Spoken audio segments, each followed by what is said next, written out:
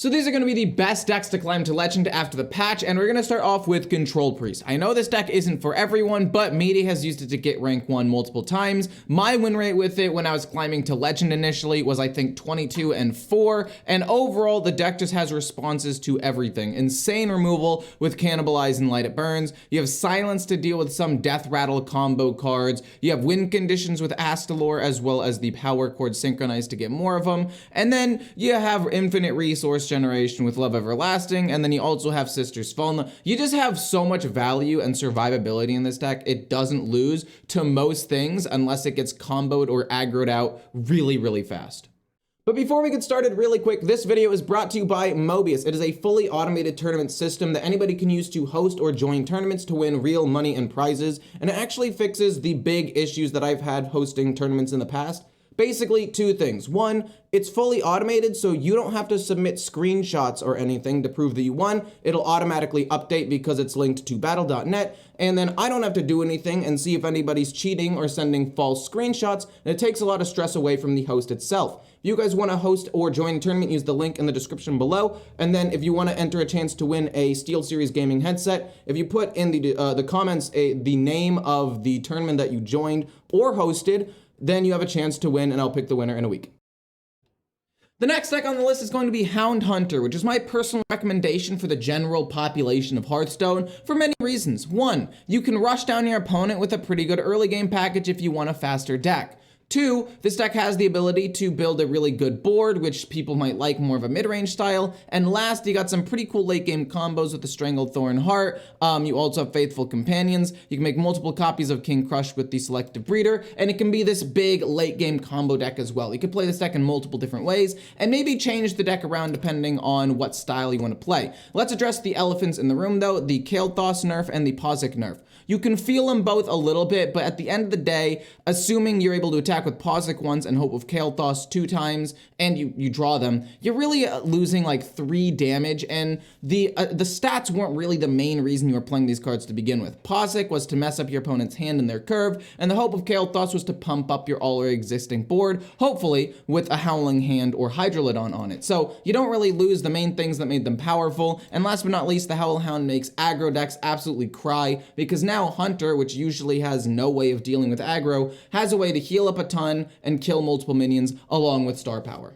Now we have Enrage Warrior, and after at least 5 buffs and a couple new cards, all of a sudden this deck is now actually really, really good. This deck snowballs out of control very quickly with the Imbued Axe because you have multiple ways of dealing damage to your own minions, Sun Fury Champion as well as the Jam Session, and then you're able to get them to be huge stats over the course of like 2 or 3 turns, and if your opponent isn't able to immediately kill your minions, they're probably just going to lose. And then you have great late game win conditions with Decimator, Olger, Omornia, and Grommash, which all have ways to pump themselves up or get pumped up with the Anima Extractor for a big late game win condition. This is probably my least favorite deck on this list personally. It's just not one that clicks with me. But for those of you who do like super fast snowballing boards, this is probably the best deck for you.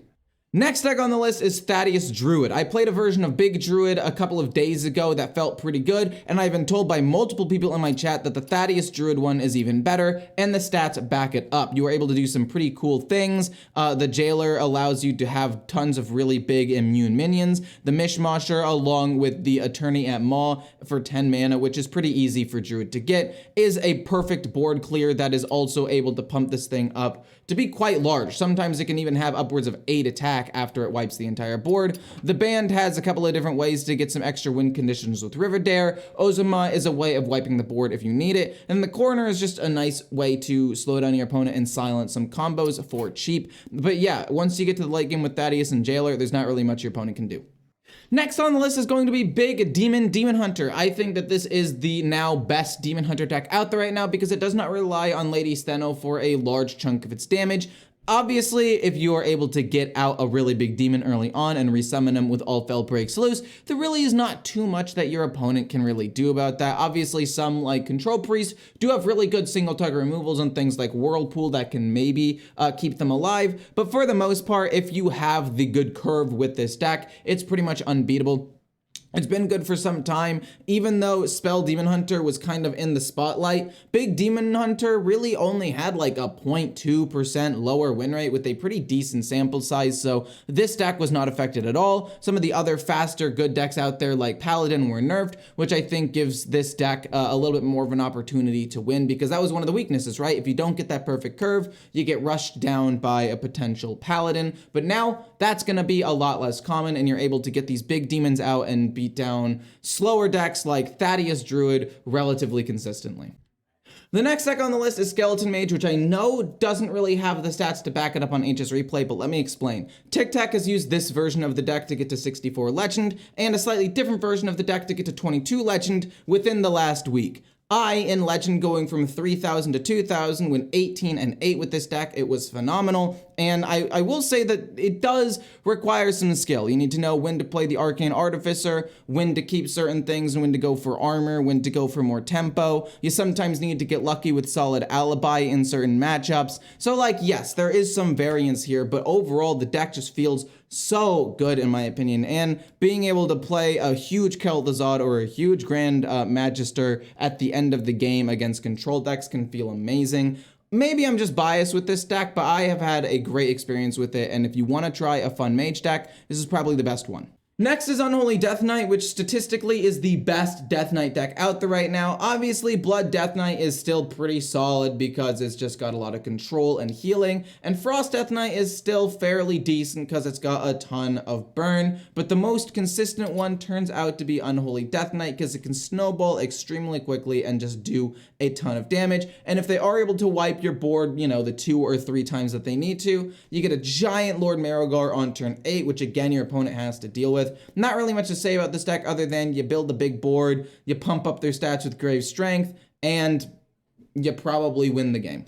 Next is going to be Undead Priest. This is the last of the main decks. I have 2 more honorable mentions at the end, and it's just because other things around it were nerfed. This deck was already on the like edge of being like really good, but I think that it was at like the bottom of tier 2. But with several things being nerfed, the meta slowing down a little bit for things like big Thaddeus Druid to start rising in the meta again. When things like that are greedy and slow rise, these aggro decks that can do a lot of burn damage and get really big boards very quickly generally take over. And at the time it was Paladin, right, getting the giant stats out there, but with the nerf it leaves some room open for the Undead Priest to flourish. And on this list I'm not including Paladin, by the way.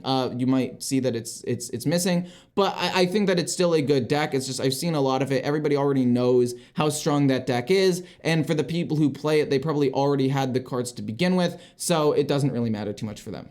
The last 2 honorable mentions are going to be Miracle Rogue first. You don't need to run Rhythm Dance Orisa. She actually does fit fairly well. You can set up some pretty good things with Sinstone Graveyard. Turn 2 Dagger, turn 3 Graveyard, turn 4 you play Orisa, you trade into something, bounce her back to your hand, and turn 5 you're able to play her a couple of times, kill extra minions, and get a pretty big graveyard. So she does fit the curve moderately well, but if you don't have her, you don't need her at all. You could probably replace her with something cheap if you want to run a 1 mana card like a Breakdance or literally like anything at all. You could do that, maybe a Mixtape or a Swashbuckler. But the point is, the deck was actually very good. I went 10 and 3 with it, and if you know what you're doing and you can play a lot of things quickly, this deck can get giant 10/10s out on turn 4 or 5, which is just very hard for your opponent to deal with.